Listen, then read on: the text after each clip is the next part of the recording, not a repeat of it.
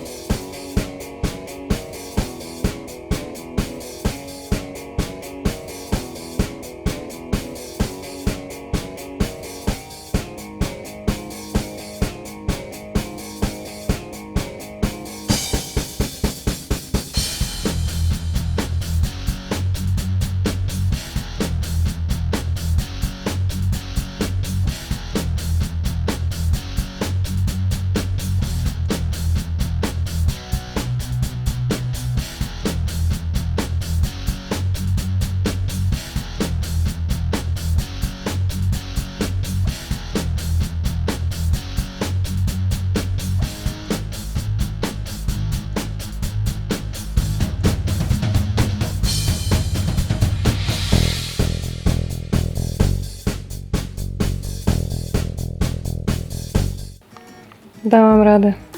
Nie myślałam, że to się stanie. Ale dałam radę. Ile mi to zajęło? 2 godzinki. Tak myślę. Ciężko, strasznie ciężko było się ułożyć, ale...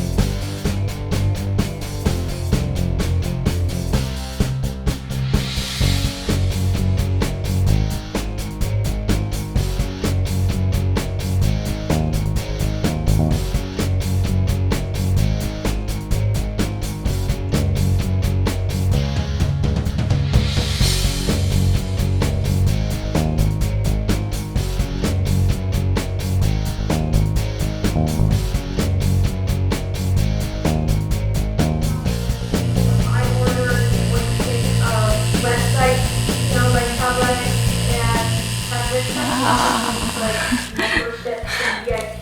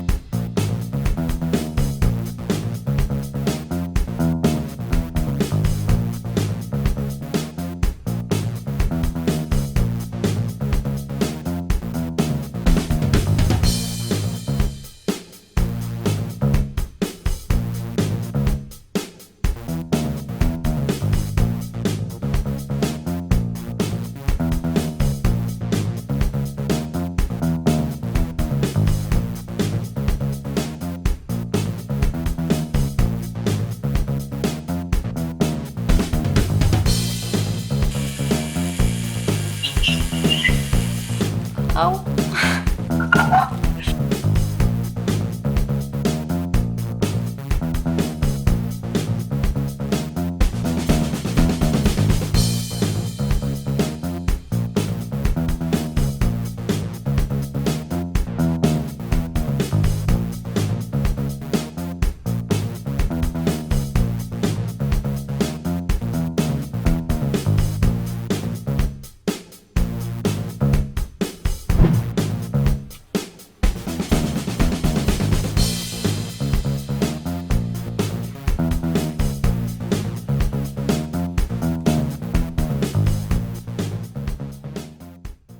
jakby ktoś był ciekawy.